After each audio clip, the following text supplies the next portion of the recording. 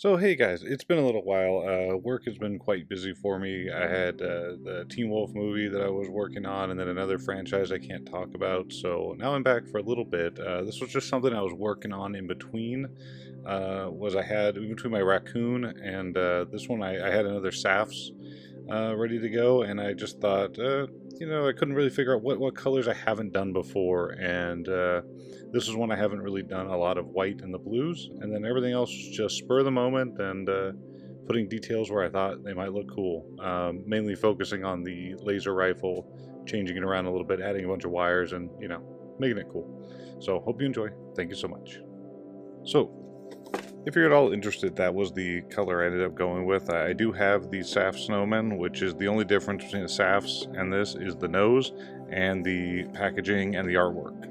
Makes it a bit different. It's a nice collectible if you can find it.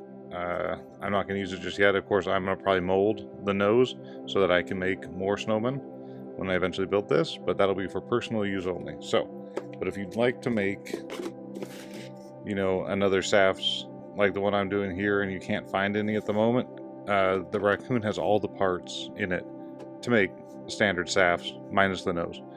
You'll have all the same, the rifle, the gun, the backpack, everything will be included in here except for the top doesn't have the secondary lid. This one's just a smooth lid, so little changes, but you could, if you're desperate right now, because a raccoon right now is heavy in stores, and you can take that and just turn it, it has all the parts you can make. You just need to leave out some of the raccoon parts, and then you can make yourself a S.A.F.S. I mean, it's pretty obvious, but I just want to make sure if you're looking to find a S.A.F. suit and you can't because eBay is too expensive, raccoon's out, and you can find those pretty easy. Alright, so I'm going to talk a little bit in the beginning about the texture that I got for this one. So it's kind of hard to tell in here, it's going to be real subtle.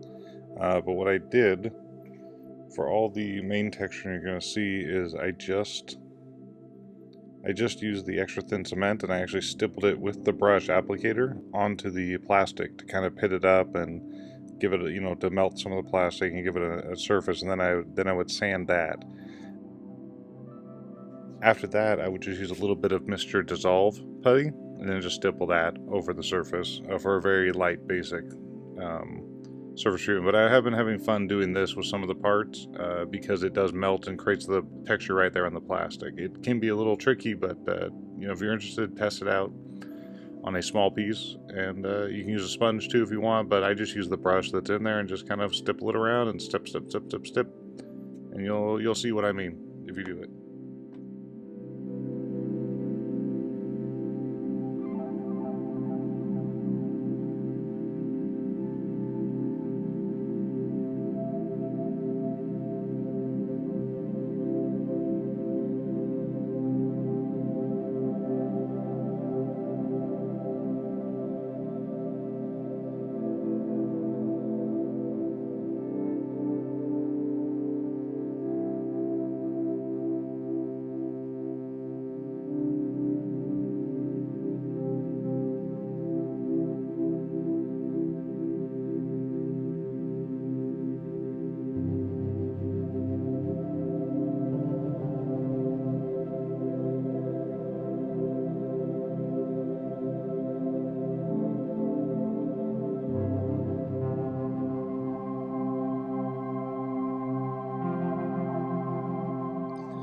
Alright, so I'm going to talk real quick about the elbow mod that I did right there. You'll see some of the clips next, but basically what I did is I took some of the knee pads that I don't tend to use anymore since I have a mold of these, 2 shin guards from the raccoon, and what I do is I just cast those up for these type of suits because I just like the way those look. And then, so those aren't original parts right there. Those are just resin castings from a mold. So I'll take the knees that I have a bunch of now and just do a little small square peg. You'll see a little small square piece of styrene that fits in pretty snug. And I'll just drill a hole into the elbow, into the forearm, and then mount that in and just kind of adjust it till it seems right. And then there you go. So you can add a little bit of elbow mod from a knee pad to an elbow. Fits pretty good. I like the way it lines up. So if you're interested in that, that's how I did it.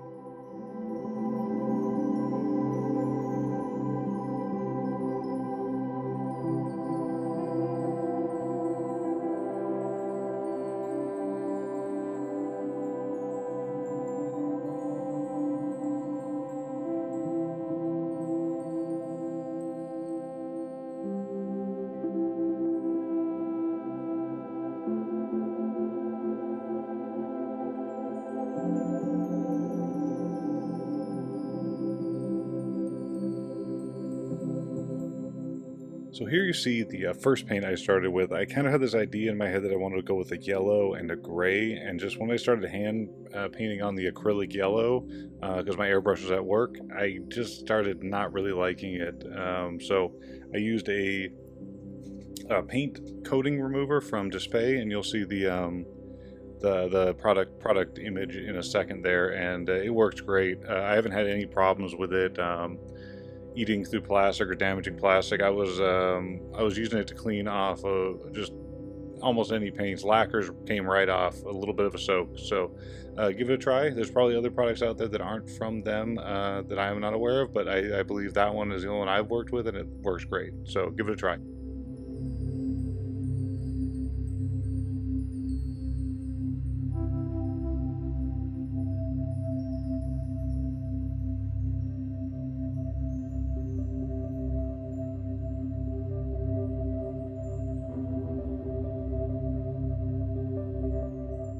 Alright, so the base colors I used were I think it's an off-white for the from Mr. Color, and then I used the sky blue from Viejo, Ma.K, and I just hand brushed on the sky blue, and then everything else was airbrushed over the black base coat. And then any of the rusting you see was done with enamels and some of the Ammo by Big rust acrylics. And then any metallics are probably polished metal. So that's the colors that were used. If you're interested, I'll put up some photos of them here, and you can try them out.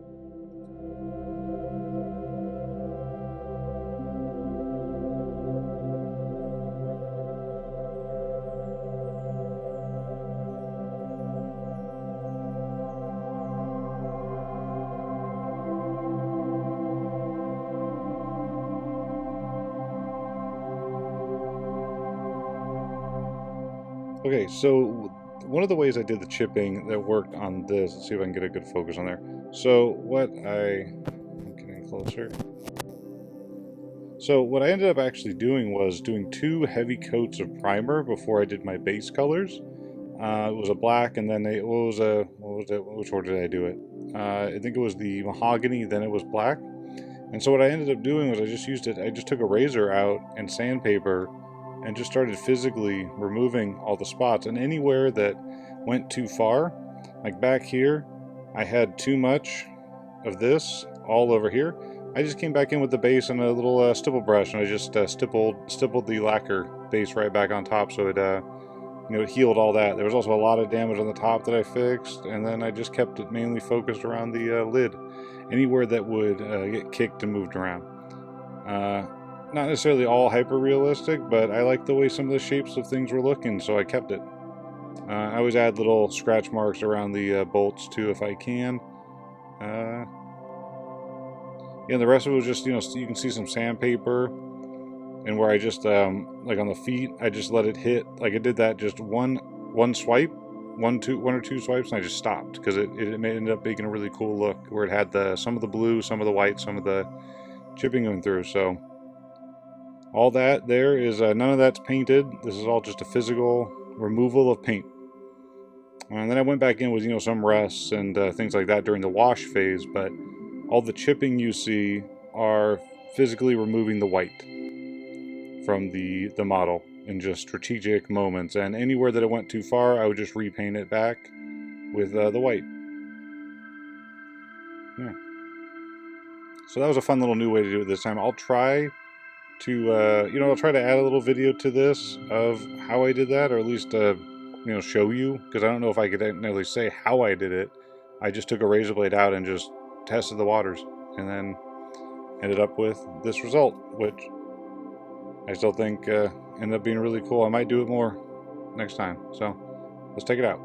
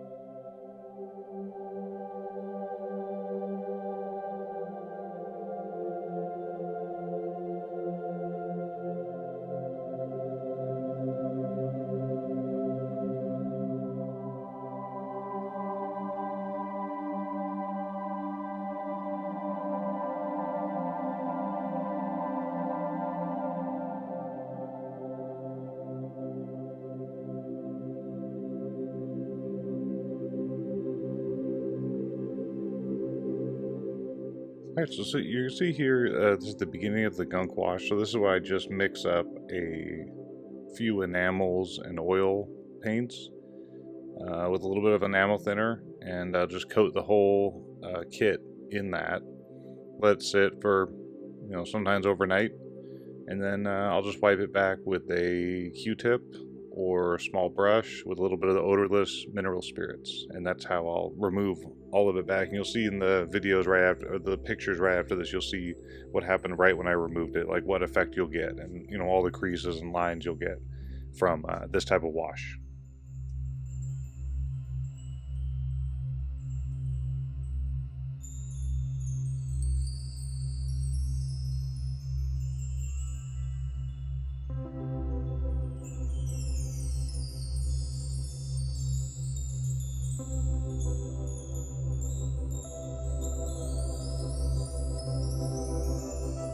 Alright, so that's pretty much the end result. What I got out of this one, I was really happy with this. I hadn't used the white before as a main base through, except for like the spacesuit for the Kaus. But this one, I didn't realize I was doing it until about 90% done, when I realized I was doing snowman colors, but without the nose, so that's why I'm calling it the Noseman. But beyond that, one of the big main things is why this part is blue, is because I had a damaged part here where it didn't look as good and I couldn't fix it. So I just thought, oh, well, I'll throw some blue on top of that and then I'll re-chip it. And it ended up working out good. I like the little offside piece. Although I probably would have done the opposite. I don't know why I put the blues on both sides, but other than that, pretty straightforward. I only changed the rifle and a few little details that I like to put in. But other than that, kept it pretty standard S.A.F.S, and happy with this. It's not glued onto the block right now, so it could come off. That's why I'm holding my hand just in case, but yeah, let's take a little closer look.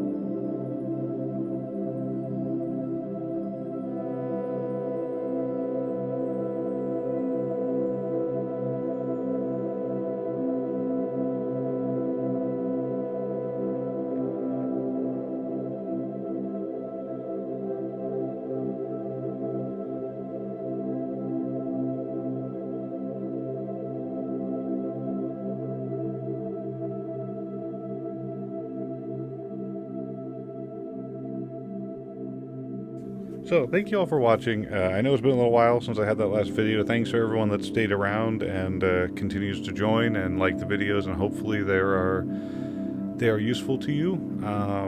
But yeah, work has been a little bit harder this year. So, not harder, but just there's been more of it, and it's been taking away more of my time. So, I'm still building. I'm still here. Just might not have as many videos as before. Maybe I'll try to pop in some reviews of things in between, because those are easy to do. I can film those over one sitting. But for as far as the full painted builds, I'm just gonna throw them out as much as they get done. So maybe it'll be maschinenkrieger next, or it'll be back to Gunpla. Don't know, but thank you so much. Take it easy. Thank you. And if you're all interested, this is something else I was just working on the bench. It hasn't gotten too far, but this will probably be the next one, little preview, whenever I get around to finishing it. But I had some nice 3D files that I printed for the Gray's axes, and thought, why not? Why not be unrealistic? It could be fun. So that's the beginning of my next raccoon project. Early stages, but thought I'd give you a little look at that. A lot of fun. These come off real nice and just pop off. You'll have them holding one. Nice and realistic. Good size, right?